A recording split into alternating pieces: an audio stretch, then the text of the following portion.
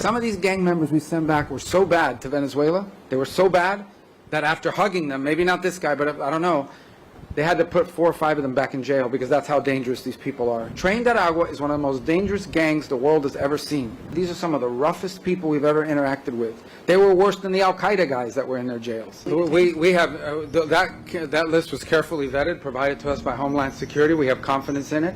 What we negotiated is the reality that they in El Salvador comply with all the international requirements for imprisonment. So we sent them people, it was a combination of people, gang members, people we knew were involved in activities that were not productive to the United States, all of them removable in terms of our laws, all of them. Every single one of them was someone who was removable from the United States, irrespective, and MS-13 members, many of whom are Salvadoran, that we had identified as MS-13 members that they had helped us identify as well. So it was a combination of people that we sent.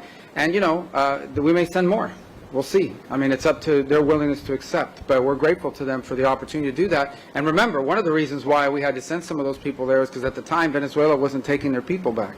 The Maduro regime, I say Venezuela, but it's not as a Maduro regime, was not taking their people back. They refused to take people back. Their own people. They have an obligation. If you are a country and someone is illegally in another country, you have an obligation to take those people back, whether they're criminals or not. Venezuela said they wouldn't take them back. So we had to find a place to send them, especially the ones that had records or ones that we had strong suspicions and evidence that were involved in illicit activity. And so we had to send some to El Salvador because of that. Now they've taken them back. And one of them yesterday gets off an airplane, and this narco trafficker, Cabello, greets him and hugs him on the tarmac.